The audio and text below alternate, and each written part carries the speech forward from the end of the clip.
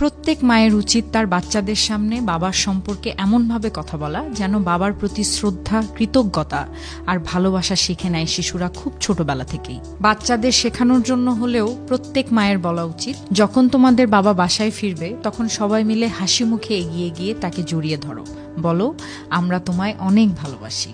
তোমাদের বাবা সারাদিন রোদে পুড়ে ঘামে ভিজে ক্লান্ত শরীরে ঘরে ফেরেন শুধু তোমাদের মুখে হাসি দেখার আশায়।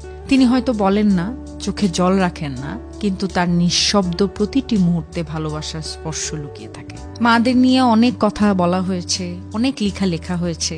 বাবাদের নিয়ে স্বাভাবিকভাবেই আমরা একটু কম বলে থাকি, চর্চাটা আমাদের মধ্যে একটু কম। বাবারা তাদের ভালোবাসার শব্দে নয়, কাজে প্রকাশ করেন। বাচ্চাদের বলুন, তোমাদের স্কুল ফি সময় মতো দেয়া, রাতে না খেয়ে তোমাদের পেট ভরানো, ঘুম ভেঙে তোমাদের ঘুমাতে দেখা, এসবই তাদের না বলা ভালোবাসার ভাষা। বাবা মানে হলো সেই ছায়া যিনি নিজের স্বপ্নগুলো একপাশে রেখে তোমাদের ঘরের আলো জ্বালাতে নীরবে লড়ে যান।